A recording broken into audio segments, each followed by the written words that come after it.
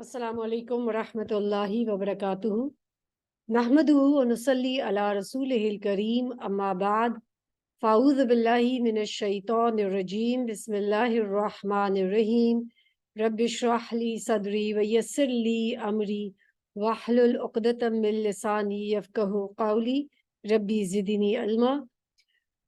ہم نے کتاب شروع کی تھی، شروع پہ رسول صلی اللہ علیہ وسلم کی پیدائش، آپ صلی اللہ علیہ وسلم کا مکی دور، پھر اس کے بعد جو ہے مدنی دور کی طرف آئے، مسلمانوں کی کون کون سی غزوات رسول صلی اللہ علیہ وسلم کے ساتھ مل کے کی، اور پھر اس کے بعد لاسٹ ہم نے جو کیا تھا صلح حدیبیہ کیا تھا، جس میں مسلمانوں کے درمیان اور کفار کے درمیان، مشرکین مکہ کے درمیان ایک معاہدہ ہوا تھا کہ جس کی بہت ساری کنڈیشنز تھیں کہ 10 سال تک اب کوئی جنگ آپس میں نہیں کریں گے، یعنی ایک امن ہو گیا تھا ٹورڈز مکہ والوں کی طرف۔ اور پھر اس کے بعد اللہ کے رسول صلی اللہ علیہ وسلم نے ڈفرینٹ جو بڑے بڑے بادشاہ تھے اور جو حکمران تھے ان کو رسول صلی اللہ علیہ وسلم نے خط لکھے تھے، اگر آپ کو یاد ہو لاسٹ ہم نے کلاس میں یہ کیا تھا، ٹھیک ہے۔ آج ہم اس سے پہلے کہ ایک ون آف دا بگیسٹ جو ایک جنگ ہوئی تھی غزوہ خیبر۔ غزوہ خیبر بیسیکلی کس کے خلاف تھی؟ کہ یہود کے خلاف تھی، ٹھیک ہے، کیونکہ وہ جو قریش مکہ تھے وہ کون تھے؟ کفار یعنی کافر تھے، ان کے ساتھ وہ کمپلیٹ ہو گیا۔ اب رسول صلی اللہ علیہ وسلم فارغ ہو گئے کہ اب آپ صلی اللہ علیہ وسلم نے کہا کہ ٹھیک ہے، پھر ہم اب یہود کے ساتھ جو بھی ہے ان کو کلیئر کر دیں۔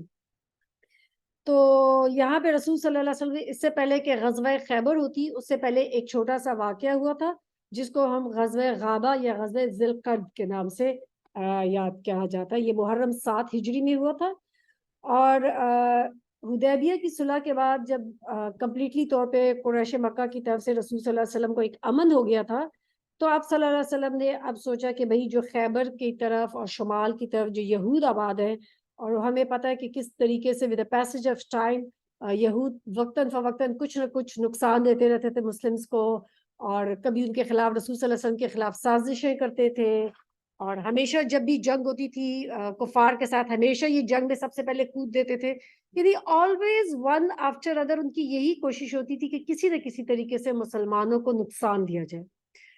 تو اب وہ قریش مکہ کے ساتھ تو ایک امن ٹریٹی ہو گئی حدیبیہ کے نام سے، تو اب رسول صلی اللہ علیہ وسلم نے یہاں پہ قریش یعنی جو خیبر میں جو یہود آباد تھے ان کے ساتھ جو ہے تیاری شروع کر دی کہ اس کے ساتھ اب حساب کیا جائے۔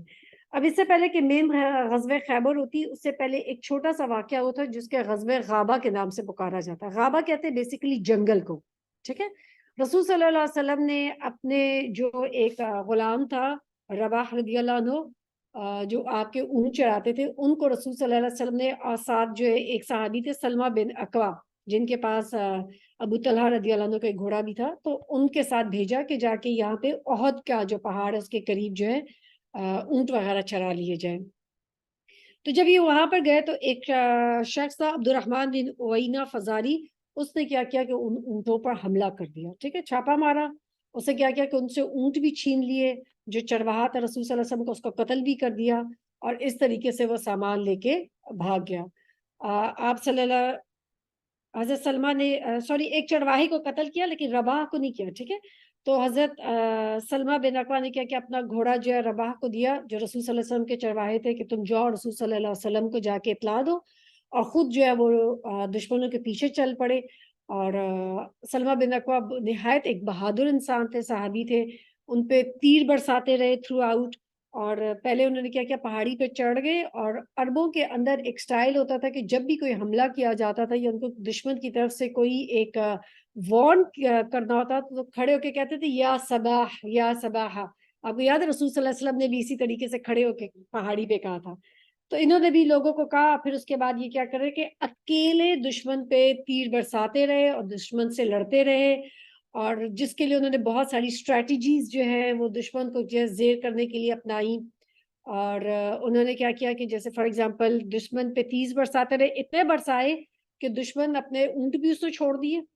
اس نے کیا کیا کہ اپنے آپ کو بھاگنے کے لیے تمام اپنے تیر جو ہے وہ بھی گرا کے چلے گئے، اپنا ساز و سامان بھی چھوڑ گئے، اور یہ ساز و سامان جو ہے اس کا نشانیاں لگاتے جاتے تھے تاکہ رسول صلی اللہ علیہ وسلم جب باقی صحابہ کے ساتھ مدد کے لیے آئیں گے تو ان کو ملنے میں آسانی ہو۔ اور اسی طریقے سے کیا کرتے تھے کہ درخت کی پیچھے جا کے چھپ جاتے تھے، جیسے دشمن قریب آتا تو کیا کرتے تھے اس پہ تیر برساتے تھے۔ اور پھر اس کے بعد پہاڑی پہ چڑھ پر اور پہاڑی سے انہوں نے برسانے شروع کر دیے وہ پتھر بھی. تو یعنی پوری طریقے سے ایک اکیلا شخص جو ہے وہ تمام دشمن کے ساتھ لڑ رہا تھا. یعنی اس سے آپ اندازہ لگائیں کہ صحابہ کی جو بہادری تھی اور جتنی زیادہ ان کی ڈیڈیکیشن تھی اور کتنی عقل مندی تھی کہ بسائڈ دیٹ کہ وہ اکیلے ہیں پھر بھی وہ کس کس طریقے سے کیا اسٹریٹجیز اپنا رہے ہیں, کس کس طریقے سے دشمن کو نقصان دینے کی کوشش کریں اور ساتھ اپنا بچاؤ بھی کریں. اور پھر ان دا مین ٹائم رسول صلی اللہ علیہ وسلم جو ہے انہوں نے دیکھا کہ وہ آ رہے ہیں سواروں کے ساتھ, اور آپ صلی اللہ علیہ وسلم کے ساتھ اخرم, ابو قتادہ, مقدار اور یہ سب لوگ آئے, اور انہوں نے عبد الرحمن جو تھا جس نے ان پہ حملہ کیا تھا اس کو قتل بھی کر دیا. اور پھر یہ رسول صلی اللہ علیہ سلمہ بن اکوع کے بارے میں کہا جاتا ہے کہ جیسے دشمن جو ہے نا وہ زیق کرد نامی ایک چشمہ تھا اس کے پاس پانی پینا چاہتا تھا تو کیا کرتے تو اس پہ پانی یعنی قریب نہیں آنے دیتے تھے اور ان پہ تیر برساتے تھے, اور کوئی دشمن کا آدمی آ کے پانی نہیں پی سکا. یعنی ان کی بہادری کا یہ مقام تھا. تو جب رسول صلی اللہ علیہ وسلم کو کہتے ہیں کہ آپ مجھے ایسا کریں کہ کچھ لوگ دے دیں تو میں جا کے کمپلیٹلی طور پہ ان کا خاتمہ کر دوں, تو آپ صلی اللہ علیہ وسلم نے کہا بس نرمی اختیار کرو, ٹھنڈے ہو جاؤ, بس انف, تم نے بہت اچھا کیا.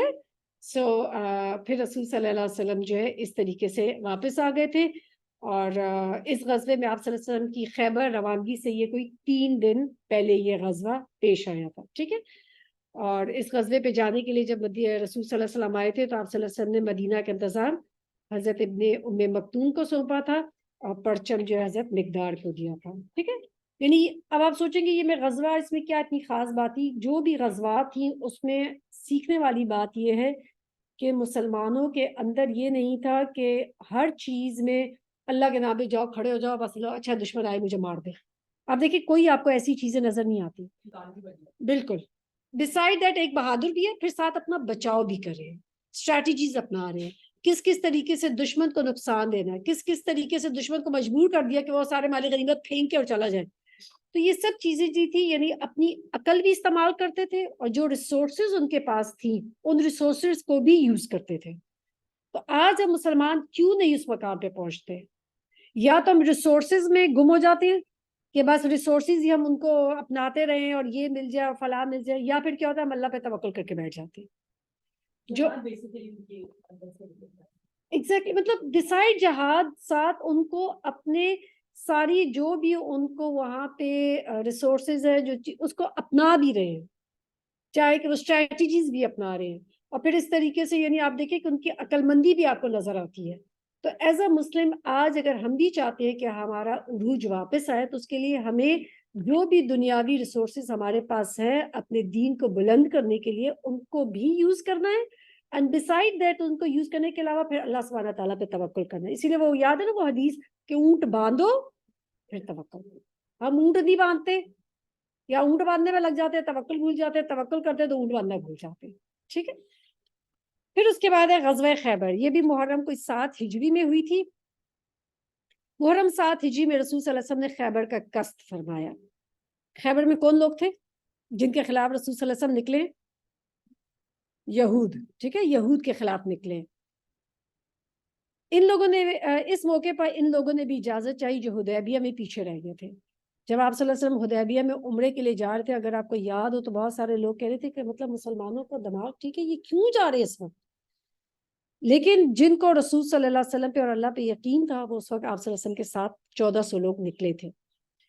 آپ صلی اللہ علیہ وسلم نے فرمایا کہ آپ کے ساتھ وہی آدمی روانہ ہو جسے جہاد کی خواہش ہو. اگر مال غنیمت کے لیے نکلتا ہے تو مال غنیمت سے کچھ بھی نہیں ملے گا. تو اس وقت سوائے وہ لوگ جنہوں نے رسول صلی اللہ علیہ وسلم کے ہاتھ پہ بیعت کیا تھا, بیعت رضوان, 1400 لوگوں کے علاوہ کوئی بھی نہیں نکلا تھا. اور آپ کے سوالوں کو مسلمان نہیں نکلے, کیونکہ ہمیشہ یاد رکھیں مسلمان بھی جو ایک نیا نیا ایمان لے کر آئے تھے, ابھی دل اتنے مضبوط نہیں ہوتے, غربت کا ٹائم تھا, مسلمانوں کے حالات کو اتنے اچھے نہیں تھے, تو اس وقت یہ چھوٹی چھوٹی چیزیں ابھی بلٹ اپ ہو رہی تھی اس بڑے مقام کے لیے یا اس دل کی مومن بننے کے لیے. ٹھیک ہے, تو یہ 1400 لوگ جو رسول صلی اللہ علیہ وسلم کے ساتھ اس وقت نکلے. آپ صلی اللہ علیہ وسلم نے مدینہ کا انتظام سبا بن غرفتہ غفاری کو سونپا، پھر خیبر جانے والے معروف کاروانی راستے پر چل پڑے، یعنی جو خیبر کی طرف ایک مین ہائی وے جاتی تھی آپ صلی اللہ علیہ وسلم اس پر چل پڑے۔ آدھا راستہ طے کرنے کے بعد آپ نے ایک دوسرا راستہ منتخب کیا جو ملک شام کی جانب سے خیبر کو پہنچتا تھا۔ کیوں؟ یہ بھی اب آپ دیکھیں رسول صلی اللہ علیہ وسلم نے ایک جنگی جو ایک مہم ہوتی ہے، یہ ایک اسٹریٹجی ہوتی ہے، وہ اپنائی ہے کہ جو مین راستہ جاتا ہے اس کو چھوڑ کے ایک الگ راستہ لیا تاکہ دشمن کو یہ بات نہ معلوم ہو سکے کہ آپ صلی اللہ علیہ وسلم اس پہ حملہ کرنے کے لیے آ رہے ہیں۔ اور مقصد یہ تھا کہ اس طرح یہودیوں کے ملک شام بھاگنے کا راستہ بند کر دیا جائے۔ ٹھیک ہے، آپ صلی اللہ علیہ وسلم نے آخری رات خیبر کی قریب گزاری، مگر یہود بے خبر رہے۔ پھر صبح فجر کی نماز اندھیرے میں پڑھی اور سوار ہو کر خیبر کی آبادی کا رخ کیا۔ ادھر یہود بے خبری میں اپنے پھاڑے اور ٹوکری وغیرہ لے کر زمینوں میں نکلے تو اچانک لشکر دیکھ کر چیختے ہوئے بھاگے کہ واللہ محمد لشکر سمیت آ گئے ہیں۔ نبی صلی اللہ علیہ وسلم نے فرمایا اللہ اکبر، خیبر تباہ ہوا۔ جب ہم کسی مقام کے میدان میں اتر پڑتے ہیں تو ڈرائے ہوئے لوگوں کی صبح بری ہو جاتی ہے۔ خیبر مدینہ سے 171 یا 184 کلومیٹر پہ شمال میں واقع ہے۔ اس وقت اس کی آبادی کے 3 حصوں میں یہ بٹی ہوئی تھی۔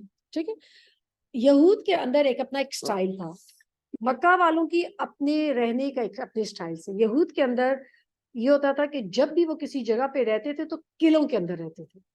سب سے پہلے وہ جو جگہ بناتے تھے، کبھی آپ نے پرانی انگلش وہ دیکھی ہو کہ جو ڈاکیومنٹریز کہ جب بھی بینزنٹائن امپائرز تھی یا پھر جتنے بھی انگریز تھے جب وہ رہتے تھے تو قلعے بناتے تھے، جوز بھی قلعے بنا کے رہتے تھے اس کے اندر۔ ٹھیک ہے، تو یہاں پہ ان کے جو قلعے تھے وہ 3 جگہوں پہ تھے، ایک تھے نتال نتات کے جگہ پر، اور ایک تھے قتیبہ، اور ایک تھا شک۔ اب یہ 3 بڑے ان کے ایریاز تھے جہاں پہ یہود کے قلعے تھے، ایک نتات، دوسرے قتیبہ، تیسرے شک۔ نتات میں 3 قلعے تھے، جو نتات جو جگہ ہے یہاں پہ ان کے 3 فورٹس۔ پھر اسی طریقے سے قتیبہ میں آپ کے ان کے یہود کے 3 قلعے تھے، اور شک میں یہود کے 2 قلعے تھے، اور اس کے علاوہ خیبر میں بھی ان کی چھوٹی چھوٹی گھڑیاں وغیرہ تھی جو یہاں پہ کتاب میں لکھا ہوا ہے۔ ٹھیک ہے، اور قوت حفاظت میں ان قلعوں کو ہم پلہ نہ تھی، لیکن جو بڑے بڑے قلعے تھے یہ ان کے پاس۔ اب کتنے ہوئے؟ 3 اور 3 6 اور 2 کتنے ہوئے؟ 7۔ ٹھیک ہے، 6 اور 7 8 ہو گئی۔ اب 8 سوچے قلعے ہیں ان یہود کے، تو کتنی بڑی تعداد میں یہود وہاں رہتے تھے۔ اور آپ کو پتا ہے کہ میں اس میں پڑھی تھی ایک ریسرچ میں کہ اگر آپ یہود سے یہ پوچھے آج کے جیوز سے کہ جو خیبر میں رہتے تھے تو وہ انکار کرتے، وہ کہتے they were not the Jews، ہم تو کبھی رہتے ہی نہیں تھے۔ وہ انکار کرتے کہ ہم تو تھے ہی نہیں وہاں پر۔ سوری، ایگزیکٹلی، مار بھی پڑی تھی، اور وہ مانتے ہی نہیں کہ وہ سارے یہود تھے، وہ کوئی لوگ تھے، انہوں نے وقتی اصلاح قبول کیا تھا جوڈازم، اور وہ ہمارے میں سے نہیں تھے۔ تو یہاں پہ خیر انہی کے بارے میں بتایا جائے۔ تو اب آپ اس سے اندازہ لگائیں کہ کتنے بڑی تعداد میں یہ وہاں پہ ہوں گے کہ ان کے اتنے بڑے بڑے اگر 8 قلعے ہیں ان کے، اور اس کے علاوہ گھڑیاں اور بہت اور مزید بھی چیزیں۔ اب پہلا جو جگہ تھی وہ کون سی تھی؟ نتات۔ نتات کی فتح، رسول صلی اللہ علیہ وسلم نے نتات کے قلعوں میں کے مشرق میں تیروں کی پہنچ سے دور پڑاؤ ڈالا، حصن نعیم کے محاصرے سے جنگ کا آغاز کیا، یعنی یہ ان کا قلعے کا نام ہے۔ ٹھیک ہے، حصن نعیم یہ بہت محفوظ، بلند اور مشکل چڑھائی والا قلعہ تھا، اور یہود کی پہلی دفاعی لائن کی حیثیت رکھتا تھا۔ ان میں ان کا شہزور بہادر مرحب تھا جو 1000 مرد کے برابر مانا جاتا تھا، یعنی اتنا بڑا پہلوان تھا کہ 1000 لوگوں کو وہ لڑ سکتا تھا ایک اکیلا۔ کہا جاتا ہے کہ چند روز فریقین میں تیر اندازی ہوئی، پھر رسول صلی اللہ علیہ وسلم نے فتح کی بشارت دیتے ہوئے فرمایا کل جھنڈا ایسے شخص کو دوں گا جو اللہ اور اس کے رسول سے محبت رکھتا ہے۔ آپ لوگوں کو یاد ہے، آپ نے یہ پڑھی ہوگی جب آپ نے قرآن کلاسز میں حدیث۔ اب یہ سن کر انصار مہاجرین میں سے سب یہ آرزو کر کے رات گزارے کہ کل جھنڈا مجھے مل جائے۔ ٹھیک ہے، کیونکہ اب وہ جھنڈے سے زیادہ کیا امپورٹنٹ ہے کہ جو اللہ اور اس کا رسول اس سے محبت کرتا ہے، تو وہ کون شخص ہوگا جس سے اللہ بھی محبت کرتا ہے، رسول بھی محبت کرتے ہیں۔ یہ سن کر انصار مہاجرین نے سبھی نے اسی آرزو کے ساتھ رات گزاری کہ جھنڈا اسی کو دیا جائے۔ صبح ہوئی تو آپ نے فرمایا علی کا ہے۔ صحابہ نے فرمایا کہ ان کی تو آنکھوں میں کوئی دکھ رہی ہے، یعنی حضرت علی رضی اللہ عنہ کو اس وقت آشوب چشم ہو گیا تھا۔ آج کل یہ آپ کو پتا ہے آشوب چشم پھیلی ہے، اس وقت حضرت علی کو آشوب چشم ہو گئی تھی۔ آپ صلی اللہ علیہ وسلم نے انہیں بلا بھیجا، اب وہ لائے گئے۔ آپ صلی اللہ علیہ وسلم نے ان کی آنکھوں میں اپنے لعاب دہن لگایا اور ان کو دعا دی، وہ شفا یاب ہو گئے۔ گویا انہیں کوئی تکلیف ہی نہیں تھی، پھر انہوں نے جھنڈا دیا، فرمایا کہ جنگ سے پہلے انہیں اسلام کی طرف دعوت دو، اس سے پہلے کہ تم جنگ کرو پہلے اسلام کی طرف دعوت دینا۔ تو جو لوگ مسلمانوں پہ اس چیز پر اعتراض کرتے ہیں کہ مسلمان تو صرف قتل کرنے کے لیے اور جنگوں کے لیے نکلتے ہیں اور لوگوں کو قتل و غارت کرتے ہیں، تو یہ ان کو بتایا جائے کہ حضرت علی کو کیا رسول صلی اللہ علیہ وسلم یہاں پہ ایڈوائز کرے ہیں، پہلے دین کی تبلیغ کرنا، پھر ان کو جو ہے جنگ کرنا۔ ادھر یہود نے اپنی عورتوں اور بچے شک کے قلعے میں منتقل کر دیے اور صبح طے کیا تھا کہ کھلے میدان میں جنگ کریں گے۔ اور یہ وہی موقع ہے کہ جس پہ اگر آپ کو وہ حدیث یاد ہو نا کہ رسول صلی اللہ علیہ وسلم نے حضرت علی رضی اللہ عنہ سے فرمایا تھا کہ اگر تمہارے ذریعے ایک شخص کو بھی ہدایت مل جائے تو وہ صرف 100 اونٹوں سے بہتر ہے۔ یہ وہ موقع ہے جب رسول صلی اللہ علیہ وسلم نے حضرت علی سے فرمایا تھا۔ چنانچہ حضرت علی ان کے پاس پہنچے تو انہیں جنگ کے لیے بالکل تیار پایا۔ آپ صلی اللہ علیہ وسلم نے انہیں اسلام کی دعوت دی، حضرت علی نے، انہوں نے صاف صاف انکار کر دیا۔ اور مرحب نے اپنی تلوار لے کر ناز و تکبر کے ساتھ اٹلاتے ہوئے دعوت میں مبارزت دی تھی۔ یعنی مبارزت کیا ہوتا ہے؟ 1 to 1 دعوت، آؤ لڑو میرے ساتھ۔ مرحب کیا کہتا تھا؟ خیبر جانتا ہے کہ میں مرحب ہوں، ہتھیار پوش، بہادر اور تجربے کار، جب جنگ اور پیکار شعلہ زن ہو۔ اس کے مقابل حضرت عامر بن اقوی نمودار ہوئے، وہ کہہ رہے تھے خیبر جانتا ہے کہ میں عامر ہوں، ہتھیار پوش، زور اور جنگجو۔ پھر وہ دونوں ایک دوسرے پر دونوں نے وار کیا۔ مرحب کی تلوار سے حضرت عامر کی ڈھال میں جا کر وہ پھنس گئی، یعنی جو شیلڈ تھی اس میں اس کی تلوار پھنس گئی مرحب کی۔ حضرت عامر نے چاہا کہ اپنی تلوار سے یہودی کی پنڈلی مار دے، مگر ان کی تلوار چھوٹی تھی، کیونکہ مرحب ایک لمبا چوڑا ایک انسان تھا تو ان کی تلوار چھوٹی تھی۔ اس کی پنڈلی تک پہنچنے کی بجائے پلٹ کر حضرت عامر کے گھٹنے پر آ لگی، ان کی پنڈلی سے تک گھٹنے پر آ لگی۔ بعد میں وہ اسی چوٹ سے انتقال کر گئے، اور لوگوں نے یہ کہنا شروع کر دیا کہ یہاں پر کہ انہوں نے عامر بن اقوی رضی اللہ عنہ نے شاید خودکشی کر لی۔ تو رسول صلی اللہ علیہ وسلم نے ان کے متعلق فرمایا کہ ان کے لیے دگنا اجر ہے، وہ بڑے جان باز مجاہد تھے، کم ہی ان جیسا کوئی عرب روئے زمین پر چلا ہوگا۔ ٹھیک ہے، تو یعنی یہاں پہ رسول صلی اللہ علیہ وسلم نے اس کی تردید بھی کر دی۔ اب مرحب کے مقابل میں حضرت علی رضی اللہ عنہ نکلے، یہ رز کہہ رہے تھے میں وہ شخص ہوں کہ میری ماں نے میرا نام حیدر رکھا ہے، جنگل کے شیر کی طرح خوفناک، میں انہیں سا کے بدلے نیزے کی ناپ پوری کروں گا۔ اس کے بعد مرحب کے سر پر ایسی تلوار ماری کہ وہ وہیں ڈھیر ہو گیا۔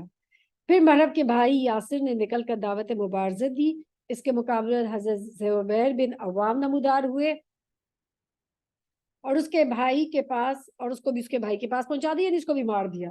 اس کے بعد جو ہے عام جو ہے وہ لڑائی شروع ہو گئی اور کئی یہودی جو ہیں اس میں مارے گئے۔ تو یہودیوں کے جب باقیوں کے حوصلے ٹوٹ گئے اور وہ اپنے مورچے چھوڑ کر بھاگ گئے، مسلمانوں نے ان کا پیچھا کیا، بزور قلعے میں داخل ہو گئے۔ یہود نے بھاگ کر اس سے متصل قلعے حصن اصحاب میں مورچہ بندی کی، یعنی وہ دوسرے قلعے میں جا کے چھپ گئے۔ مسلمانوں نے دوسرے قلعے میں، اور جو پہلا یہ جو قلعہ تھا اس سے بہت سارا غلہ، کھجور اور ہتھیار مسلمانوں کے ہاتھ ہے۔ اس کے بعد مسلمانوں نے حضرت حباب بن منذر کی زیر قیادت میں حصن صعب، یعنی دوسرا والا جو قلعہ تھا صعب کا مطلب کیا ہوتا ہے؟ ڈیفیکلٹ، ٹھیک ہے، حسن کس کو کہتے ہیں؟ قلعے کو۔ تو جو دوسرا والا قلعہ تھا اس کا محاصرہ کر لیا۔ یہ محاصرہ 3 دن تک جاری رہا۔ تیسرے دن رسول صلی اللہ علیہ وسلم نے فتح و غنیمت کی دعا کی، مسلمانوں کو حملے کی دعوت دی، مسلمانوں نے شدت کا حملہ کیا، جنگ و مبارزت پیش آئی، خوب جو ہے یعنی گھمسان کارن یعنی خوب جنگ ہوئی جو یہود کی شکست پر ختم ہوئی۔ مسلمانوں نے سورج ڈوبنے سے پہلے قلعہ فتح کر لیا۔ یہاں غنیمت پہ بہت سا غلہ آیا، اس قلعے میں سب سے زیادہ خوراک اور چربی تھی۔ اب آپ دیکھیں کہ ون آفٹر ادر، تو یہ اس پہ مسلمانوں کے پاس بہت سارا جو ہے مال غنیمت بھی جمع ہوتا جا رہا ہے، اور یہ مسلمانوں کے لیے سب سے زیادہ کارآمد قلعہ تھا۔ مسلمان اس سے پہلے سخت بھوک کا شکار تھے، چنانچہ بہت سے لوگوں نے گدھے ذبح کر دیے، یعنی بھوک کا آپ سوچیں یہ عالم تھا، لیکن رسول صلی اللہ علیہ وسلم نے اس کا گوشت کھانے سے منع کیا۔ چنانچہ آپ صلی اللہ علیہ وسلم کے حکم سے ہانڈیاں جو آگ پر چڑھی ہوئی تھی الٹ دی گئی، جن کے اندر گوشت پکڑا تھا۔ اور آپ دیکھیں کہ کتنا رسول صلی اللہ علیہ وسلم کی بات کے اوپر فوراً مان جانا، اطاعت، آپ کو یعنی کتنی 100% اطاعت ہے۔ یعنی اگر ہمارے میں سے کوئی ہمارے بچے یا کچھ لوگ ویسٹ جاتے ہیں تو بھوک لگی ہے تو کوئی ہم تو ہو ہی نہیں سکتا کہ ہم نہ کھائیں. کیسا ہوگا؟ حرام ہے حلال ہے, کوئی اس چیز کی تمیز کرنے کی ضرورت ہی نہیں پیش آتی. آج آپ دیکھیں کہ مسلمانوں کے کھانا پینا, مسلمانوں کے ریلیشنز, ان کی چاہے وہ نفسانی خواہشات ہیں, چاہے ان کی وہ فزیکل نیڈز ہیں, کوئی حلال حرام اس میں ہے ہی نہیں. تو اینڈ یہ ہوتا ہے کہ یہاں پہ پھر جو آج ہم پہ فتنہ فساد اور اتنے سارے سب دوڑ آئی ہے نا, دشمن ہمارے اوپر جو ہے اتنا غالب آ گیا, اس کا ریزن ہے بیکاز ہمارا وہ ایمان ہی نہیں ہے, ہمارا وہ لیول ہی نہیں ہے, ہماری وہ کوششیں ہی نہیں ہے. ہم سب اپنے لیے سوچے, forget about others. ہم سب اپنے لیے, آج مجھ سے کوئی پوچھے کہ میں اپنے دین کے لیے کیا دینے کے لیے تیار ہوں, کیا وقت, کچھ بھی, اور کتنے لوگ دینے کے لیے تیار ہیں.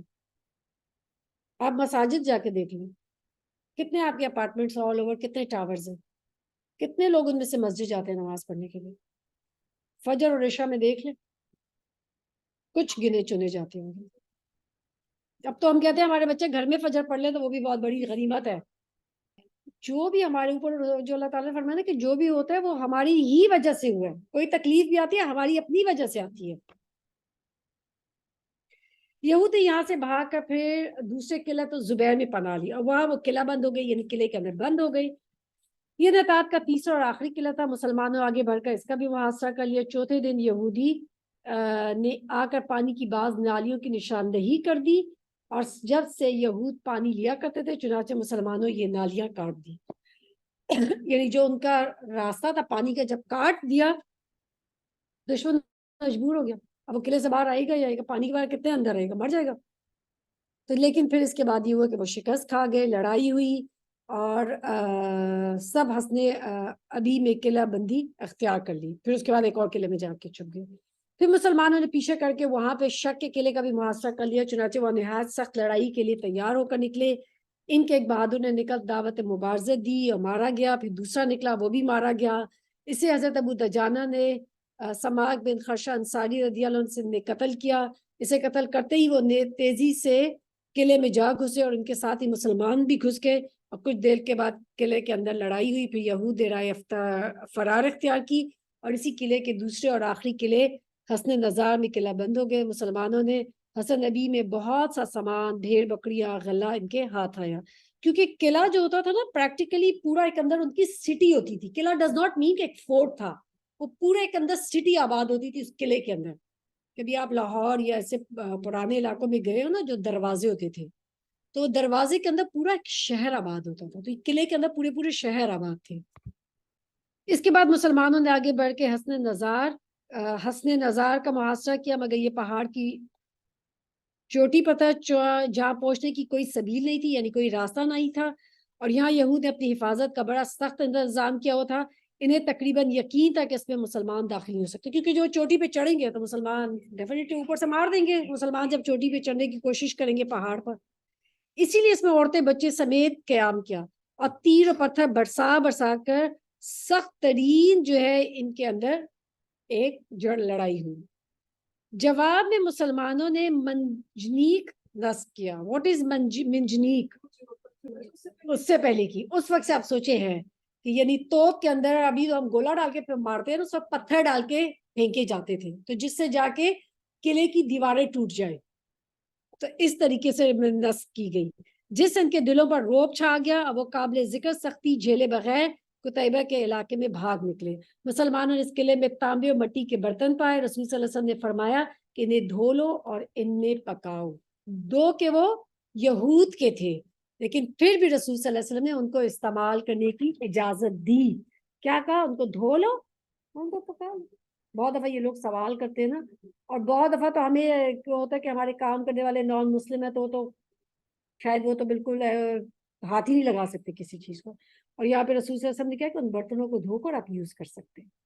قتیبہ کی فتح, اس میں مسلمان قلعہ کموز کی طرف بڑھے. یہ قتیبہ کا پہلا قلعہ تھا. 14 دن یا 20 دن تک ان کا محاصرہ جاری رکھا. اس کے بعد کہا جاتا ہے کہ یہود نے پناہ طلب کر لی, اور کہا جاتا ہے کہ مسلمانوں نے بزور طاقت قلعہ فتح کیا. یہود باقی دو قلعے وطی اور سلالم کی طرف بھاگے. اور جب مسلمانوں نے ان کے محاصرے کے لیے پیش قدمی کی تو یہود اس شرط پر امان طلب کی کہ وہ عورتوں بچوں سمیت خیبر کی سرزمین میں جلا وطن ہو جائیں گے۔ آپ نے یہ شرط منظور فرمائی اور یہ بھی اجازت دے دی کہ سونے چاندی گھوڑے اور ہتھیار کے علاوہ وہ اپنی سواریوں پر جو کچھ اور جتنا کچھ لاد سکتے ہیں لے جائیں، یعنی جو جو لاد کے لے جا سکتے ہیں نا بس لے جاؤ اپنے اس میں سے، لیکن وہاں سے کچھ چھپا کے چوری نہیں کی جائے گی، اور اگر چھپایا تو ذمہ ختم۔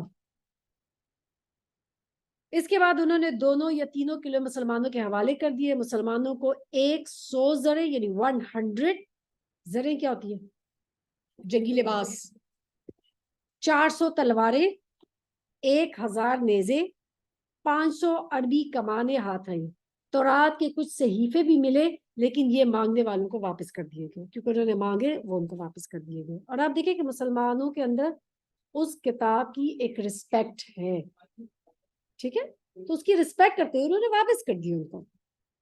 یہ نہیں کہ ان کے جا کے جلا دیں اور ان کے وہ جو مذہبی جگہ ان کو جلا دیں، کیوں وہ ہوگا؟ اس کے بعد وہ جا کے ہماری جلائیں گے۔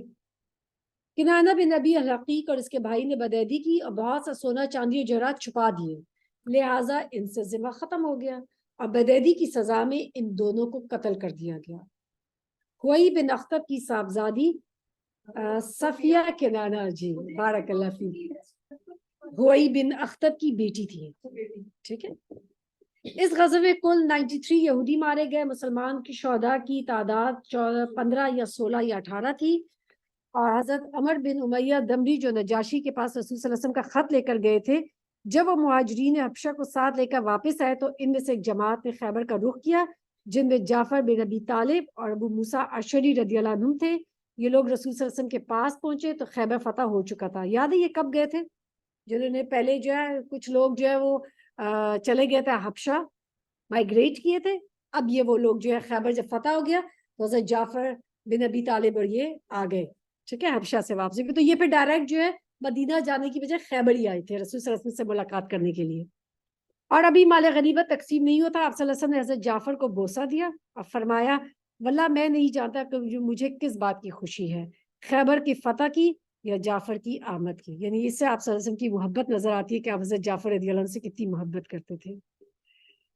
اور آپ صلی اللہ علیہ وسلم نے انہیں بھی مال غنیمت سے حصہ دیا۔ باقی مہاجرین حبشہ بچوں عورتوں سمیت سیدھے مدینہ تشریف لے آئے تھے۔ فتح خیبر کے بعد آپ صلی اللہ علیہ وسلم کی خدمت پہ حضرت ابو ہریرہ رضی اللہ عنہ بھی حاضر ہوئے تھے۔ اب یہاں پہ حضرت ابو ہریرہ رضی اللہ عنہ نے اسلام قبول کیا تھا فتح خیبر کے بعد۔ وہ آپ صلی اللہ علیہ وسلم کے خیبر روانہ ہونے کے بعد مدینہ آ کر مسلمان ہوئے تھے، پھر اجازت لے کے خیبر روانہ ہو گئے۔ رسول صلی اللہ علیہ وسلم نے انہیں بھی خیبر کی غنیمت میں سے حصہ دیا۔ فتح خیبر کے بعد آپ کی خدمت میں حضرت ابان سعید بھی حاضر ہوئے۔ وہ ایک سریہ لے کر نجد کی طرف تشریف لے گئے اور اپنی مہم پوری کر کے خیبر آ گئے تھے۔ رسول صلی اللہ علیہ وسلم نے خیبر کے مال غنیمت میں ان کا اور ان کے ساتھیوں کا حصہ نہ لگایا، کیوں؟ کیونکہ وہ پہلے آلریڈی مہم سے پا چکے تھے۔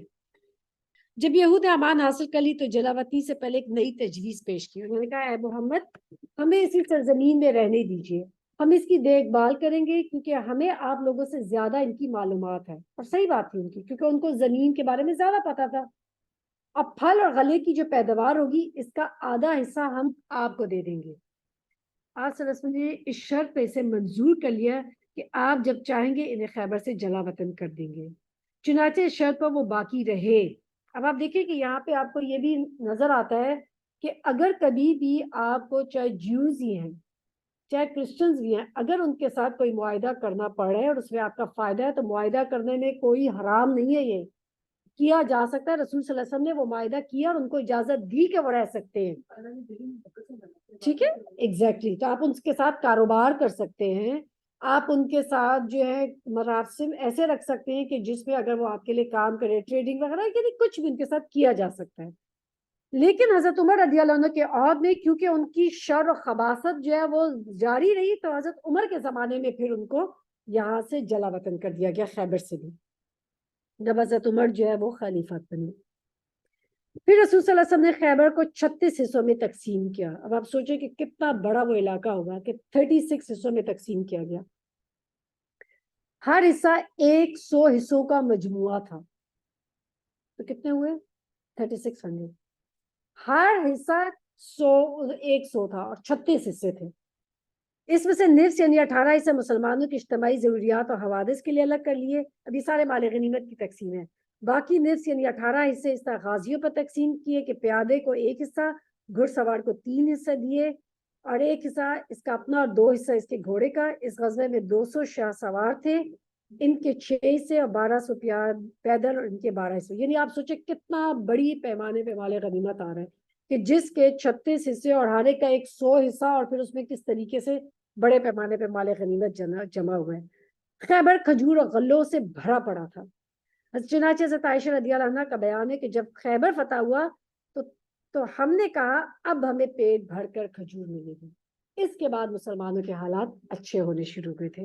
اور خیبر سے مدینہ واپس آ کر مہاجرین انصار کو کھجوروں کے وہ درخت واپس کر دیے جو انصار نے بطور امداد انہیں دے رکھے تھے. جب وہ مائگریٹ ہے کہ مہاجر آئے تھے تو وہ انہوں نے واپس کر دی, کیونکہ اب اتنا غلہ آ گیا تھا کہ اب ان کو اس امداد کی ضرورت نہیں رہی تھی, تو انصار کو مہاجرین نے وہ درخت واپس کر دیے. زہریلی بکری جب حالات پرسکون ہو گئے, خوف جاتا رہا, تو یہود اپنی خباثت پر پلٹ آئے. اب آپ دیکھیں کہ ہر ٹائم پیریڈ میں آپ کو ان کی خباثت نظر آئے گی, اور انہوں نے نبی صلی اللہ علیہ وسلم کے قتل کی سازش کی. چنانچہ اپنے اکابر میں سے ایک شخص سلام بن مسکم کی بیوی کے ذریعے رسول صلی اللہ علیہ وسلم کو ایک زہر آلود بکری ہدیہ کی.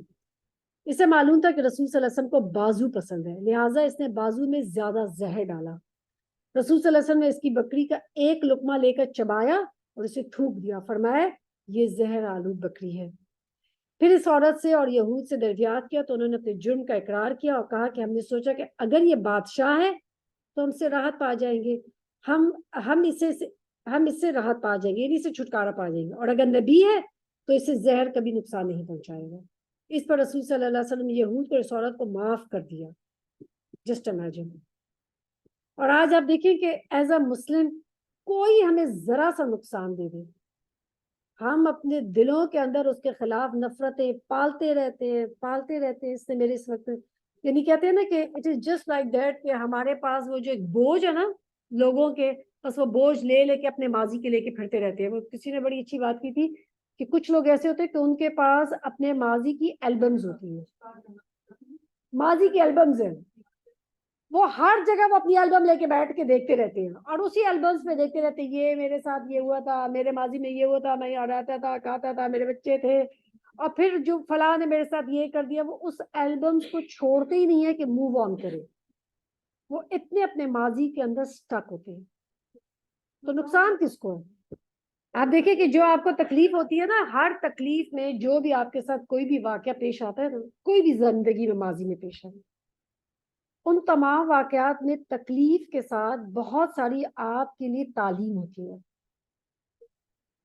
ہم تعلیم بھول جاتے ہیں, تکلیف کو میں سٹک ہو جاتے ہیں. آپ سوچیں کہ ماضی میں جو آپ کے ساتھ ہوا, یہ مان زیادہ اچھا سمجھا سکتے ہیں کہ ماضی میں جو آپ کے ساتھ ہوا اس میں کیا لرننگ تھی آپ کے لیے, کیا فائدہ, کیا تعلیم تھی جو اللہ تعالیٰ آپ کو اس تکلیف کے ساتھ سکھانا چاہتا تھا.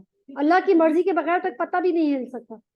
وہ تعلیم سیکھیں کہ اس بندے کے اس بیہیویئر کی وجہ سے آپ نے کیا سیکھا. Basically you are forgiving yourself. آپ اپنے آپ کو فارگیو نہیں کر رہی اور آپ اپنے آپ کو اس پین میں رکھ رہی ہیں. Then you get so used to that وہ تکلیف اور پین کہ وہ آپ کو بار بار, یہ وہی والی البم والی بات ہے. جس دن آپ کہیں گے نا کہ میں نے اپنے آپ کو معاف کر دیا, آپ یقین کریں آپ کو لگے گا you are just flying up in the air. آپ اپنے آپ کو خود ہلکا فیل کریں گے. اس کو چھوڑ دو, اس نے جو کیا وہ اللہ جانتا ہے, لیکن آپ خود ایٹ ایز ہو جائیں گے, آپ خود ایٹ پیس ہو جائیں گے. آپ صلی اللہ علیہ وسلم نے اسے معاف کر دیا, لیکن بعد میں بشر بن برا بن معرور نے اس زہر کی وجہ سے انتقال کر گئے, تو آپ نے عورت کو قصاص میں قتل کرایا. ٹھیک ہے. اہل فدق کی سپردگی. فدق خیبر کے مشرق میں 2 دن کے فاصلے پر ایک بستی تھی جو آج کل حائل کے علاقے میں حائط کے نام سے مشہور معروف ہے. آپ صلی اللہ علیہ وسلم نے خیبر پہنچ کر حضرت محیصہ بن مسعود کو یہود فدق کے پاس بھیجا کہ انہیں اسلام کی دعوت دے, مگر انہوں نے تاخیر کی. لیکن جب خیبر کی فتح کا حال سنا تو ان پر روک طاری ہو گیا, اور انہوں نے پیغام دیا کہ ان کے ساتھ بھی اہل خیبر جیسا معاملہ کیا جائے, یعنی ان کو اجازت دی جائے وہاں سے موو آؤٹ کرنے کی. نبی صلی اللہ علیہ وسلم نے منظور فرمایا. چنانچہ فدق کی زمین خالص رسول صلی اللہ علیہ وسلم کے لیے تھی. اس میں آپ نے اپنے اوپر خرچ فرماتے تھے. بنو ہاشم کے بچوں کی عیالداری کرتے تھے اور ان میں سے غیر شادی شدہ ضرورت مندوں کی شادی فرماتے تھے، یعنی جو وہ ملا تھا اس علاقے سے پھر آپ صلی اللہ علیہ وسلم اپنی فیملی پر خرچ کرتے تھے۔ وادی القریٰ، رسول صلی اللہ علیہ وسلم خیبر کے بعد وادی القریٰ تشریف لے گئے۔ وہاں کے باشندوں کی جو یہودی تھے اسلام کی دعوت دی، مگر انہوں نے اسلام نہ قبول کیا، نہ اطاعت میں داخل ہوئے، بلکہ جنگ کے لیے نکل آئے۔ ان کا ایک آدمی میدان میں آیا، حضرت زبیر نے قتل کر دیا، پھر دوسرا آیا، اسے بھی انہوں نے قتل کیا، تیسرا آیا، حضرت علی نے قتل کیا۔ اس طرح ان کے 11 آدمی قتل ہوئے۔ جب کوئی آدمی مارا جاتا تو آپ باقی یہود کو اسلام کی طرف دعوت دیتے، جب بھی کوئی نماز پڑھتے انہیں اسلام کی طرف دعوت دیتے۔ غرض اس طرح شام ہو گئی، دوسرے دن صبح آپ صلی اللہ علیہ وسلم پھر تشریف لے گئے، لیکن سورج ابھی نیزہ برابر ہی بلند نہ ہوا تھا کہ یہود شکست کھا گئے اور مسلمانوں نے بہت سا مال غنیمت حاصل کر لیا۔ پھر یہود نے گزارش کی کہ ان کے ساتھ بھی اہل خیبر جیسا معاملہ کیا جائے، آپ نے منظور کر لیا۔ کتنا پیارا دیکھیں رسول صلی اللہ علیہ وسلم کا بڑا مقام ہے۔ اب یہ معاف کرنے کی بات کرنا، ہر ایک کو معاف کر دیتے۔ زہر آلود بکریاں کھلا رہے ہیں، کس طریقے سے مسلمانوں کو نقصان دیا، آپ صلی اللہ علیہ وسلم معاف کرتے جا رہے ہیں۔ اہل تیمہ کے مصالحت، تیمہ کے یہود کو خیبر، فدق اور وادی القریٰ کی خبریں موصول ہوئی تو انہوں نے جزیے کی ادائیگی پر مصالحت کی اور اپنے علاقے میں امن کے ساتھ برقرار رہے، یعنی اگر آپ جزیہ لے کے ان کو چھوڑ دیتے ہیں، وہ وہاں رہنا چاہیں تو وہ بھی اس کی بھی اجازت دے دی گئی۔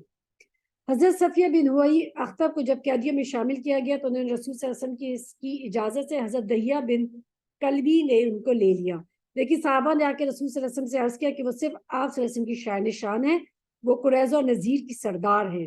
رسول صلی اللہ علیہ وسلم نے انہیں بلا کر ان پر اسلام پیش کیا، انہوں نے اسلام قبول لیا۔ اس پر آپ نے انہیں آزاد کر کے ان سے شادی کر لی اور ان کی آزادی ہی ان کے حق مہر قرار دیا اور انہیں بعض عورتوں کے حوالے کر دیا۔ جب خیبر اور وادی القریٰ فتح ہو گئے، فدق و تیمہ کے باشندوں نے اطاعت قبول کر لی اور آپ صلی اللہ علیہ وسلم نے مدینہ واپسی کی راہ لی تو وادی صحبہ میں پہنچ کر حضرت صفیہ حلال ہو گئی، یعنی ان کی عدت ختم ہو گئی، چنانچہ انہیں آپ صلی اللہ علیہ وسلم کے پاس رخصت کر دیا گیا اور آپ نے دولہے کی حیثیت سے ان کے ہمراہ صبح کی کھجور اور پنیر اور گھی سالن وغیرہ ولیمہ کھلایا اور 3 روز شبہ عروسی کے طور پر ان کے ساتھ قیام فرمایا، پھر روانہ ہو گئے اور سفر 7 ہجری کے آخر یا ربیع الاول 7 ہجری کے اوائل میں مدینہ تشریف لائے۔ اب یہ کب تھا؟ 7 ہجری میں۔ غزوہ غابہ کب ہوئی تھی؟ 7 ہجری میں۔ غزوہ خیبر کب ہو رہی ہے؟ 7 ہجری میں۔ اور اب دوبارہ آ گئی غزوہ ذات الرقاع، اب وہ بھی کب ہو رہی ہے؟ 7 ہجری میں۔ اب آپ سوچیں مسلمان کہیں بیٹھ نہیں رہے۔ خیبر سے مدینہ آ کر رسول صلی اللہ علیہ وسلم مطمئن ہو چکے تو سنا کہ بنو انمار، صلبہ، محارب کے بدو اکٹھے ہو رہے ہیں اور آپ صلی اللہ علیہ وسلم نے مدینہ کے انتظام حضرت عثمان بن عفان رضی اللہ عنہ کو سونپا اور 700 صحابہ کی معیت میں مدینہ سے 2 دن کے فاصلے پر واقع مقام نخل کا رخ کیا۔ وہاں بنو غطفان کی ایک جمعیت سامنا ہوا، دونوں فریق ایک دوسرے کے قریب آئے، بعض نے بعض کو خوفزدہ کیا لیکن جنگ نہیں ہوئی۔ نماز کی اقامت کی ہی گئی، رسول صلی اللہ علیہ وسلم نے ایک گروہ کو 2 رکعت نماز پڑھائی، پھر وہ لوگ پیچھے چلے گئے تو دوسرے گروہ کو 2 رکعت نماز پڑھائی اور اس طرح آپ نے 4 رکعت نماز پڑھی۔ کون سی نماز تھی؟ صلاۃ الخوف، گڈ، ٹھیک ہے۔ تو دوسرے گروہ کو 2 رکعت نماز پڑھائی، اس طرح آپ نے 4 رکعت نماز پڑھائی اور لشکر کے 2 رکعت یعنی صلاۃ خوف ہے، اور اس کی اور بھی صورتیں جو حدیث میں مروی ہیں۔ پھر اللہ تعالیٰ نے دشمن کے دل پہ روب ڈال دیا اور اس کی جمعیت پراگندہ ہو گئی، رسول صلی اللہ علیہ وسلم مدینہ واپس آ گئے۔ اس غزوہ کا نام اسی لیے ذات الرقاع پڑ گیا کہ مسلمانوں کے قدم پیدل چلنے کی وجہ سے زخمی ہو گئے تھے اور انہوں نے اس پر چھیترے لپیٹ لیے تھے، اس طریقے سے پاؤں زخمی ہو گئے تھے۔ چھیتروں کو عربی میں رقاع کہتے ہیں اور کہا جاتا ہے کہ اس کی زمین اور پہاڑ مختلف رنگ کے تھے، گویا وہ رقاع یعنی پیون تھے، کہا جاتا ہے کہ غزوے کی جگہ کا نام یہی تھا، واللہ اعلم۔ اس غزوے میں سب سے دلچسپ بات یہ پیش آئی کہ ایک روز رسول صلی اللہ علیہ وسلم نے ایک سایہ دار درخت کے نیچے نزول فرمایا اور اس پر اپنی تلوار لٹکا کر سو گئے، بقیہ لوگ مختلف درختوں کے نیچے جا کر سو گئے۔ ایک مشرک نے آ کر رسول صلی اللہ علیہ وسلم کی تلوار سونت لی، آپ بے خبر سو رہے تھے مگر اتنے میں آپ جاگ گئے، تلوار اس کے ہاتھ میں سونتی ہوئی تھی۔ اس سے کہا تم مجھ سے ڈرتے ہو؟ آپ نے فرمایا نہیں۔ اس سے کہا تو تمہیں مجھ سے کون بچائے گا؟ آپ صلی اللہ علیہ وسلم نے فرمایا اللہ۔ یہ سن کر تلوار اس کے ہاتھ سے گر گئی، وہ تلوار رسول صلی اللہ علیہ وسلم نے اٹھا لی، پھر فرمایا اب تم کو مجھ سے کون بچائے گا؟ اس سے کہا آپ اچھے پکڑنے والے ہیں، یعنی احسان کرنے والے ہیں۔ آپ نے اسلام کی طرف دعوت دی، وہ مسلمان تو نہ ہوا لیکن یہ عہد کیا کہ وہ نہ آپ سے لڑائی کرے گا نہ لڑنے والوں کے ساتھ ہوگا۔ اس کے بعد آپ نے اس کی راہ چھوڑ دی، اس نے اپنی قوم میں جا کر کہا کہ میں تمہارے پاس سب سے اچھے انسان کے یہاں سے آ رہا ہوں۔ اب دیکھیں کہ نان مسلمز بھی رسول صلی اللہ علیہ وسلم کی کیسے تعریف کرتے تھے اور ان کے اخلاق سے متاثر ہوئے بغیر نہیں رہتے تھے۔ اصل اسلام کیا ہے؟ منہ سے کہنا، لوگ ہمارا کال نہیں دیکھتے، ہمارے ایکشنز دیکھتے ہیں۔ عام اہل مغازی کہتے ہیں کہ یہ غزوہ 4 ہجری میں پیش ہے، مگر صحیح بات یہ کہ یہ 7 ہجری میں غزوہ خیبر کے بعد پیش آیا، کیونکہ حضرت ابو ہریرہ اور حضرت ابو موسیٰ اشعری رضی اللہ عنہما اس غزوے میں موجود تھے، اور یہ دونوں نبی صلی اللہ علیہ وسلم کے پاس غزوہ خیبر کے بعد آئے تھے، جیسا کہ پیچھے گزر چکا ہے۔ اس غزوے سے پہلے اور اس کے بعد کے راستوں کی امن، ظالموں کی تعذیب اور اکٹھا ہونے والوں کی تفریق کے متعدد سریے اس کے بعد یعنی اور بھی بہت سارے سریے روانہ ہوئے تھے، جن کا یہاں پہ ذکر نہیں کیا گیا، جو رسول صلی اللہ علیہ وسلم نے چھوٹے چھوٹے مارکے ہوئے تھے، جو آپ صلی اللہ علیہ وسلم خود تو نہیں گئے تھے، لیکن آپ صلی اللہ علیہ وسلم نے کسی نے کسی صحابی کو بھیجا تھا۔ اب وہ یاد ہے کہ وہ وہاں پہ عمرے سے روک دیا گیا تھا۔ اب یہاں پہ رسول صلی اللہ علیہ وسلم پھر اب عمرے کے لیے جاتے 7 ہجری ذوالقعدہ میں۔ ذوالقعدہ 7 ہجری میں رسول صلی اللہ علیہ وسلم اس عمرے کی ادائیگی کے لیے روانہ ہو گئے، جسے حدیبیہ کی صلح میں اتفاق ہوا تھا۔ چنانچہ مدینہ کا انتظام حضرت ابو رحم غفاری کو سونپا۔ قربانی کے 60 اونٹ ساتھ لیے، کتنے 60، اور ان پر ناجیہ بن جندب اسلمی کو مقرر فرمایا۔ قریش کی غداری کے اندیشے سے ہتھیار ساتھ لیے اور ان پر بشر بن سعد کو مقرر فرمایا، یعنی ہر ایک دیکھ آپ دیکھیں ان کے حوالے ڈیوٹیز دی جا رہی ہیں، اور 100 گھوڑے بھی ہمراہ لیے، جن پر محمد بن مسلمہ کو مقرر فرمایا۔ جب ذوالحلیفہ پہنچ کے احرام باندھا، لبیک پکارا، صحابہ نے بھی آپ کے ساتھ لبیک پکارا، پھر اپنا سفر آپ نے جاری رکھا۔ جب وادی یاجج پہنچے تو سارے ہتھیار رکھ دیے، اور ان کی حفاظت کے لیے حضرت عوس بن خولی انصاری رضی اللہ عنہ کی ماتحتی میں 200 آدمی وہیں چھوڑ دیا، یعنی ان اسلحہ کو باہر چھوڑ دیا، اور اب خود جا رہے ہیں آپ مکہ کے اندر اپنا عمرہ کرنے کے لیے۔ صرف سوار کا ہتھیار یعنی میان میں رکھی ہوئی تلواریں لے کر قضاء کے راستے سے جو ہجون میں نکلتا ہے مکہ میں داخل ہوئے۔ اس وقت آپ اپنی قصوہ اونٹنی پر سوار تھے، اور صحابہ تلواریں حمائل کیے آپ کو گھیرے میں لیے ہوئے تھے۔ آپ صلی اللہ علیہ وسلم بھی لبیک پکار رہے تھے، اور وہ بھی لبیک پکار رہے تھے۔ اسی طرح آپ صلی اللہ علیہ وسلم مسجد حرام میں داخل ہوئے، چھڑی سے حجر اسود کو چھوا، پھر سواری پر طواف کیا۔ مسلمانوں نے بھی طواف کیا۔ وہ قوت و جوامردی کی شان کے مطابق داہنے کندھے کھولے خانہ کعبہ کے گرد دوڑ رہے تھے، اور عبداللہ بن رواح رضی اللہ عنہ نبی صلی اللہ علیہ وسلم کے آگے آگے تلوار حمائل کیے ہوئے یہ اشعار کہتے جا رہے تھے۔ کیا کہہ رہے تھے؟ کفار کے بچوں، ان کا راستہ چھوڑ دو، راستہ چھوڑ دو، کہ ساری بھلائی اس کے پیغمبر ہی میں ہے۔ آج ہم اس کی تعویل میں تمہیں ماریں گے جیسے ان کی تنزیل میں تمہیں مار چکے ہیں، اور مار کر بھی ایسے ماریں گے کہ کھوپڑی اپنی جگہ سے چھٹک جائے گی، دوست کو دوست سے بے خبر کر دے گی۔ مشکین کعبہ کے شمال میں قیقان پہاڑ پر بیٹھے تھے۔ انہوں نے آپس میں باتیں کرتے ہوئے کہا کہ تمہارے پاس ایک ایسی جماعت آ رہی ہے جسے یسرب کے بخار نے توڑ ڈالا۔ لیکن جب مسلمانوں کو دیکھا دوڑ دے رہے ہیں تو کہنے لگے یہ تو ایسے اور ایسے لوگوں سے بھی تگڑے ہیں، یعنی ان کی جوامردی اور ان کی تعریف کی۔ در حقیقت رسول صلی اللہ علیہ وسلم نے انہیں یہ حکم دیا تھا کہ پہلے 3 چکروں میں دوڑ لگائیں تاکہ مشرکین کو اپنی قوت دکھلائیں، البتہ رکن یمانی اور حجر اسود کے درمیان نہ دوڑیں، کیونکہ یہ حصہ جنوب میں تھا جس سے مشرکین نہیں دیکھ رہے تھے۔ ابھی آپ کو پتہ لگا کیوں بھاگتے ہوتے ہیں؟ مرد بھاگتے ہیں، عورتیں نہیں بھاگتی، ٹھیک ہے، یاد رکھنا۔ تو یہ اس لیے بھاگا جاتا ہے، اور اس کی یعنی سنت کی پیروی کرتے ہوئے آج بھی لوگ کرتے ہیں۔ طواف سے فارغ ہو کر آپ نے صفا مروہ کی سعی کی، اور ان کے ساتھ 7 پھیرے لگا کر مروہ کے پاس قربانی کے جانور ذبح کیے، وہیں اپنا سر منڈایا۔ مسلمانوں نے بھی یہی کیا۔ اس کے بعد کچھ لوگوں کو یاجج بھیج دیا کہ وہ ہتھیاروں کی حفاظت کرے، اور جو لوگ حفاظت پر مامور تھے وہ آ کر اپنا عمرہ ادا کر دیں۔ مکہ میں آپ صلی اللہ علیہ وسلم نے 3 روز قیام کیا، اور اس دوران حضرت میمونہ بنت الحارث حلائلہ رضی اللہ عنہ سے شادی کی۔ وہ سید الشہداء حضرت حمزہ بن عبد المطلب کی بیوی اور ابن عباس کی خالہ تھی۔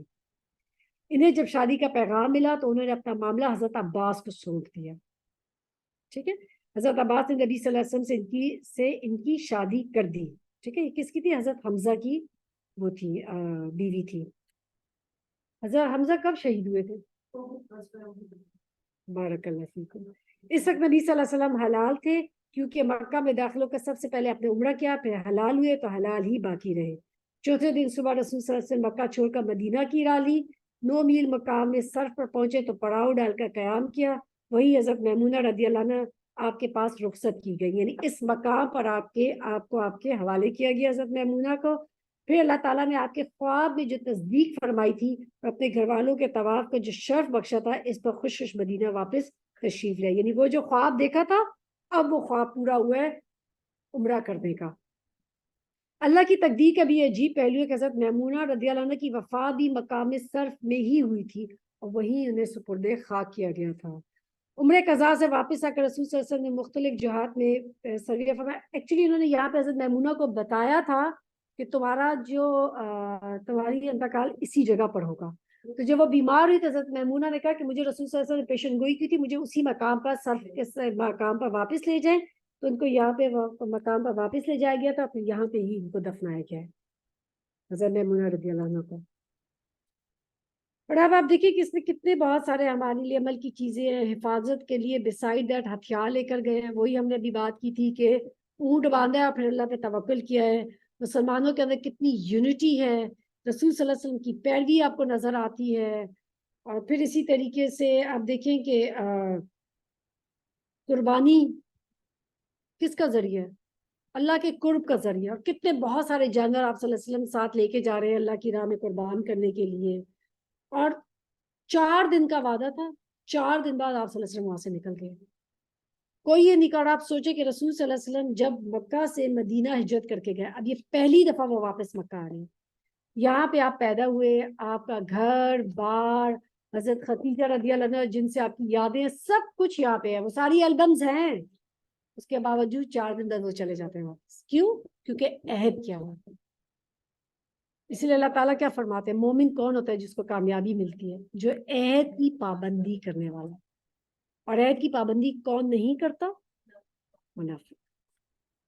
مارکہ موتا، عمرہ بادشاہوں کو رسول صلی اللہ علیہ وسلم نے جو خطوط لکھے تھے، ان کے ذکر میں یہ بات گزر چکی ہے کہ شرجیل بن عمر غسانی نے حضرت حارث بن عمیر ازدی رضی اللہ عنہ کو جو رسول صلی اللہ علیہ وسلم کا خط لے کر امیر بصرہ کے پاس گئے تھے قتل کر دیا تھا۔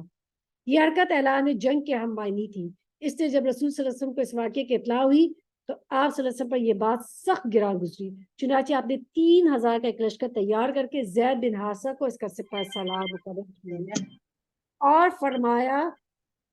فرمایا کہ اگر زید قتل کر دیے گئے تو جعفر، اور جعفر قتل کر دیے جائے تو عبداللہ بن روا امیر ہوں گے۔ اس لشکر کے لیے آپ نے سفید پرچم باندھا، اسے حضرت زید بن حارثہ کے حوالے کر دیا، وصیت فرمائی کہ جہاں حضرت حارث بن عمیر رضی اللہ عنہ قتل کر دیے گئے تھے وہاں پہنچ کر اس مقام کے باشندوں کو اسلام کی دعوت دے، اگر وہ انکار کرے پھر لڑائی کرنا۔ آپ نے فرمایا اللہ کے نام سے اللہ کی راہ میں اللہ کے ساتھ کفر کرنے والوں سے غزوہ کرو، اور دیکھو بدعہدی نہ کرنا، خیانت نہ کرنا، کسی بچے اور عورت اور فنا کے قریب بڈھے کو اور گرجے میں رہنے والے تارک دنیا کو قتل نہ کرنا، کھجور اور کوئی درخت نہ کاٹنا، اور کسی عمارت کو منہدم نہ کرنا۔ یہ ہے جو اسلام میسج دیتا ہے، یہ میسج لوگوں کے ساتھ آگے شیئر کریں۔ دس از اسلام ایگزیکٹلی۔ اور یہ ان کے خلاف کہ جو رسول صلی اللہ علیہ وسلم کو کس کس طریقے سے نقصان دے رہے ہیں، اور ان کو یہ پہلے دینا میسج۔ اب سینۃ الوداع تک لشکر کے ساتھ تشریف لے گئے، پھر اسے الوداع کہا۔ اس لشکر نے جنوبی اردن پہنچ کر معان کے مقام پر پڑاؤ ڈالا، وہاں سے معلوم ہوا کہ ہرکل ایک لشکر لے کر ماں میں خیمہ زن ہے اور اس کے ساتھ مزید 100,000 نصرانی عرب میں شامل ہو گئے ہیں۔ اس اطلاع پر مسلمانوں نے 2 رات مشورہ کیا کہ آیا رسول صلی اللہ علیہ وسلم کو لے کر آپ سے کمک طلب کریں، یعنی اور لوگوں کو مانگے، یا جنگ میں کود پڑے۔ ابن روا رضی اللہ عنہ نے یہ کہہ کر انہیں گرما دیا کہ اب آپ لوگ جس بات سے کترا رہے ہیں یعنی شہادت، یہ وہی چیز ہے جس کی طلب میں نکلے ہیں۔ انہوں نے آپ کی تعداد و قوت و کثرت پر کے بل پر نہیں لڑتے، بلکہ ہماری لڑائی اس دین کے بل پر ہے جس سے اللہ نے ہمیں نوازا ہے۔ ہمارے سامنے 2 خوبیاں ہیں، غلبہ یا شہادت۔ لوگوں نے ابن روا کہا کہ ابن روا سچ کہتے ہیں، چنانچہ انہوں نے آگے بڑھ کر موتا میں پڑاؤ ڈال دیا۔ پھر وہی لشکر کو ترتیب دیا اور لڑائی کے لیے تیار کر. یہ بیسیکلی جارڈن کے علاقے میں یہ لڑائی ہوئی. آپ میں سے اگر کوئی جارڈن گیا ہوتا، میں نے اس جگہ کو دیکھا ہوا ہے، یہاں پہ میں جہاں پہ موتا کے مقام پہ یہ لڑائی ہوئی تھی. اب کیا تھا کہ خوفناک اور سنگین مارکا شروع ہو گیا جو تاریخ انسانی کا عجیب ترین مارکا تھا. 3000 جان باز 2 لاکھ کے لشکر جرار کا مقابلہ کر رہے تھے اور 2 بدو ڈٹے ہوئے تھے ہتھیاروں میں غرق. یہ بھاری بھرکم لشکر دن بھر حملے کرتا اور اپنے بہت سے بہادر گنوا بیٹھتا تھا، لیکن اس مختصر سی نفری کو توڑنے میں کامیاب نہیں ہوتا تھا.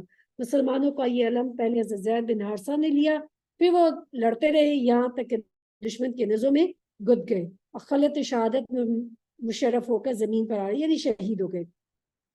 اس کے بعد حضرت جعفر رضی اللہ عنہ نے علم سنبھالا، خوب جنگ کی. جب لڑائی کی شدت شباب کو پہنچی تو وہ بھی اپنے سرخ و سیاہ گھوڑے کی پشت سے کود پڑے، کونچے کاٹ دی اور وار پر وار کیے یہاں تک کہ ان کا دایاں ہاتھ کاٹ دیا گیا. انہوں نے پھر جھنڈا بائیں ہاتھ میں لے لیا اور بلند رکھا یہاں تک کہ ان کے بایاں ہاتھ کو بھی کاٹ دیا گیا.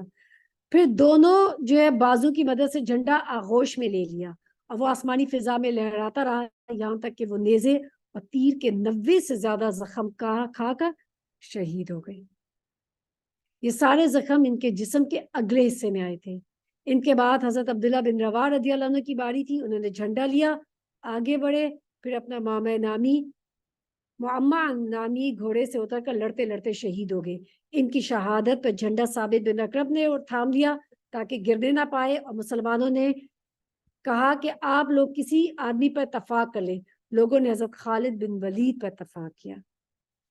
اس طرح جھنڈا اللہ کی تلواروں میں سے ایک تلوار کی طرف منتقل ہو گیا. حضرت خالد نے آگے بڑھ کر اتنے زور اور بے نظیر جنگ کی کہ اس کے ہاتھوں سے 9 تلواریں ٹوٹی تھی. اس میں ادھر رسول صلی اللہ علیہ وسلم نے صحابہ کو مدینہ میں اسی دن و سلاروں کی شہادت کی خبر دی اور بتایا کہ اب کمان خالد بن ولید کے ہاتھ میں آ گئی ہے اور انہیں اللہ کی تلواروں میں سے ایک تلوار قرار دیا.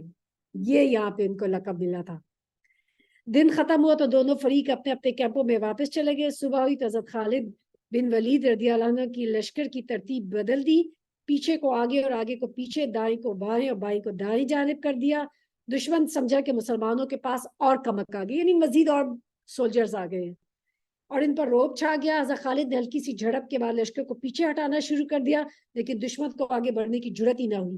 اس سے خطرہ تھا کہ یہ کوئی چال نہ ہو، اس سے مسلمان موتا کی طرف سمٹ آئے اور 7 دن تک دشمن جھڑپ کرتے رہے.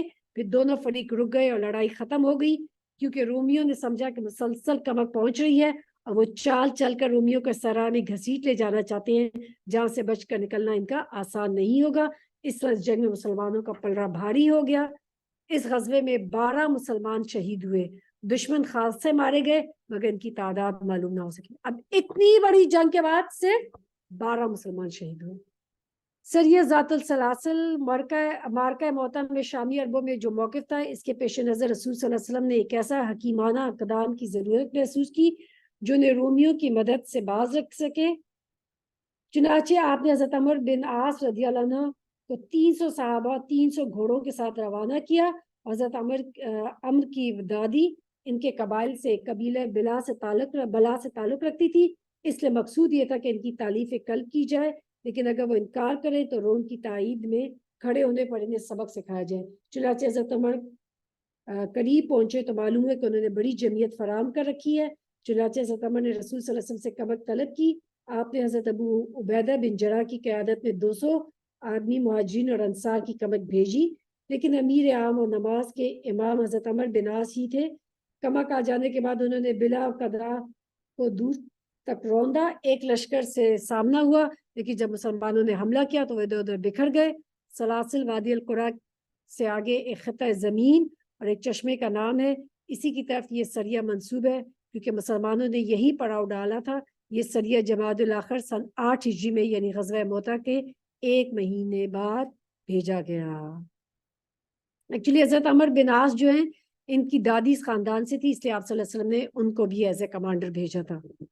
اسی لشکر کے اندر حضرت عمر رضی اللہ عنہ اور حضرت ابو بکر بھی شامل تھے، لیکن آپ صلی اللہ علیہ وسلم نے حضرت عمر بن عاص کو جو ہے بنایا ہے امیر، لیکن کسی کو کوئی اعتراض نہیں ہے. کوئی یہ نہیں کہہ رہا کہ اقتدار کا اس وقت مالک میں ہوں. حضرت عمر کا حضرت ابو بکر کا درجہ ان سے بہت بڑا ہے، لیکن آپ صلی اللہ علیہ وسلم نے عمر بن عاص کو بنایا ہے اور وہ اس کو مان جاتے ہیں. یہ اطاعت ہے، رسول صلی اللہ علیہ وسلم کی اطاعت.